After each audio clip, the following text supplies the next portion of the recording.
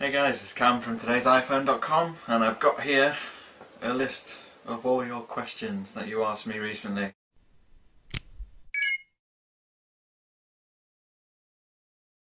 So firstly I want to turn my attention to Facebook. We got a lot of questions from one guy in particular called Brian. Among the questions he asked about the specs on the iPhone 4 and why they weren't as much of a spec leader as what they could have been. Why is there so much focus on the paint instead of on the technology?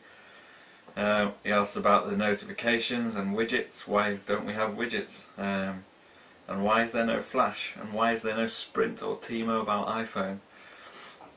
I think a lot of those questions can be answered by one thing, and I think it's because Apple is more about user experience than about specs. So things like the colour of the device, the way it looks, the way it feels, the way it works is a lot more important than if it's got the fastest processor or the best screen or if it's got 3D technology or anything like that. I mean, Apple just wants to make stuff that's really good for the user. Now obviously that includes putting widgets on there. If there were widgets on there, the battery life would be awful. I'm not saying that there shouldn't be the option to put widgets on there, because I think we should be free to customize our devices as we want to. But if they were there as standard, I think you would see a pretty rapid decline in battery life on all iOS devices. And again, flash is the same. Flash would be there if it was completely reliable. But as Steve Jobs said, most Safari browsers on Macs crash because of an error with flash. Also, looking at other devices that have flash already, it doesn't run that great on them. I've seen it running on Android, I've seen it running on the BlackBerry Playbook, and I mean sometimes it's okay, but I mean not all the time, and that would create for a pretty negative internet browsing experience. Now obviously on the other side of that is having no flash at all offers a pretty negative web experience if you happen to like sites that have flash on them. But in the whole time I've had my iPad and the iPhone, I've not once been on a site that it couldn't read that I wanted to see, because there's not hundreds and hundreds and hundreds of sites with flash. It's getting old, and I think they're bringing in a new era of HTML5 which looks nicer and performs better. In regards to your Sprint and T-Mobile iPhone, from my own personal perspective, I think it made sense that AT&T got the iPhone first. As with every other network in the world, each country had one network, a carrier, where the iPhone had the exclusivity, and it was generally the most popular carrier. And obviously Verizon couldn't have it because GSM technology is the worldwide standard, and so AT&T got it. Verizon customers obviously have been a bit annoyed over the past few years, and so they decided to release a new CDMA version of the iPhone, and then they've released that in other countries where they have CDMA. I think you can definitely expect to see a Sprint and T-Mobile iPhone at some point in the next couple of years. Here in the UK, O2 UK had the exclusive on the iPhone for a good 2.5 years before anyone else got it. Then Orange UK got it in November 2009, then in January the following year Vodafone got it, and then by the time the iPhone 4 came out, pretty much every carrier sells the iPhone, all the major carriers, and the biggest MVNO also carries it. So I think you can definitely expect it, it's just not out yet. Okay, so another question on Facebook. How can I stop Apple from stalking me and following me around? I don't want them to save where I've been. I think this is it's another one of those things to do with Apple that's been thrown all out of proportion. Like AntennaGate last year, the glass back smashing too easily. I mean, it's not really an issue. What happens basically is whenever you log on to a mast near you, your phone saves that mast's location. Now, when you sync with your iTunes on your computer, it saves it on your computer. It doesn't get sent to anybody else. It doesn't magically email to all your friends and all the most dodgy characters that are around. It just doesn't. It doesn't go to Apple. It stays on your computer.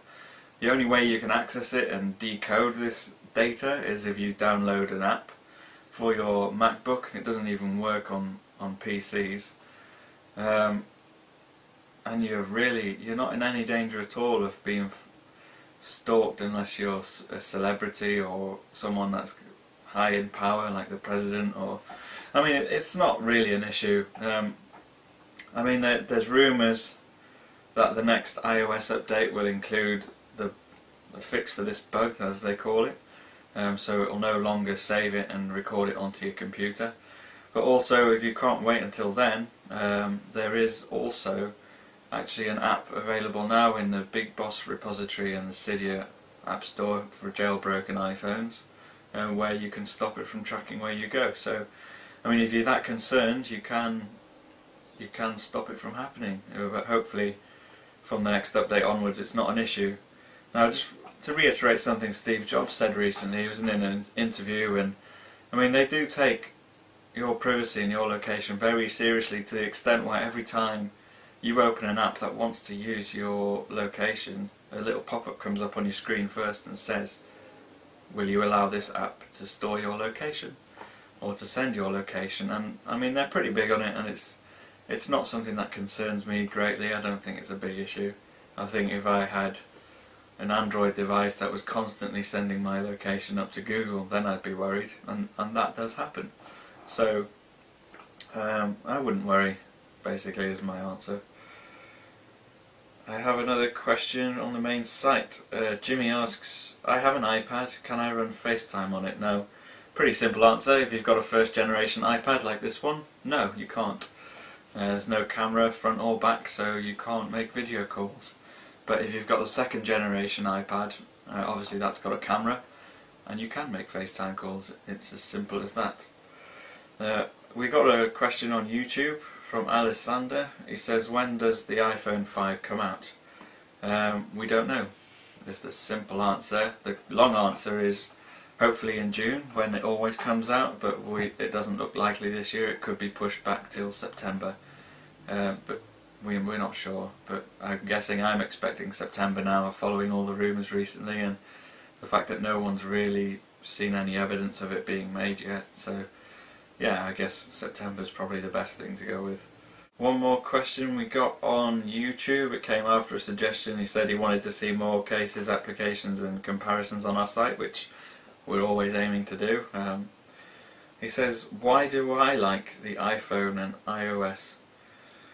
I've been thinking about it the last week or so. You may have seen my posts on the site about how in different areas how iOS beats Android, and it's for these things like the app buying experience. It's easy. You can download it from one centralized place. You can sync it with your computer and it backs it up automatically. You don't have to download any separate apps to back it up. That makes it really easy. I mean, the iTunes ecosystem with your music and your media and your apps all in one place. It's brilliant. Also, ease of use. The fact that you don't have to think about how to do things, you can just do it. I mean, a lot of Android lovers will argue that because you like it easy, then you're stupid. That's not the case at all. I could quite happily figure out how to use an Android. I just don't want to. I like using iOS. I like the fact that I can just use it without thinking. Why do you want to think when you're using a device? You just want it to do what you want it to do. And to a certain extent, and to use an old Apple cliche, it just works. Now, that being said, I wasn't actually that keen on the iPhone 4. I liked the performance, I liked the screen, but the actual size and form factor and the fact that it had a flat back that was slippy and shiny, and I mean, it's just too easy to drop, and in the end it really frustrated me. But I mean, the iPhone 3GS itself is probably my favourite.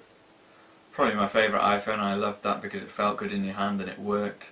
It might not have been the top spec phone out, but I didn't particularly care. It worked well for me. So yeah, I mean, that's why I like iPhone and iOS. I really love the iPad.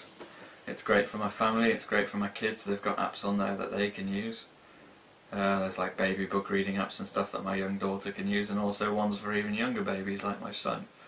So yeah, I mean, it's kind of all inclusive. It doesn't single out people and tell them you can't use this device because it's too complicated for you. Anyone can use it, and I guess that's another reason why I like iOS and iPhone so much. Okay guys, I think that's it from me. If you have any more questions, feel free to use the comment section below. Let me know what you think. Ask any questions to do with anything to do with iPhone or me or the site. Feel free, it doesn't matter how personal, I'll try and answer. And also don't forget to check out our Facebook page. It's facebook.com/today's iPhone. And if you want to ask me anything on Twitter, I'm there too. It's @TIP_cam. And I'll be sure to answer your questions in the future. But for now, I'll see you later.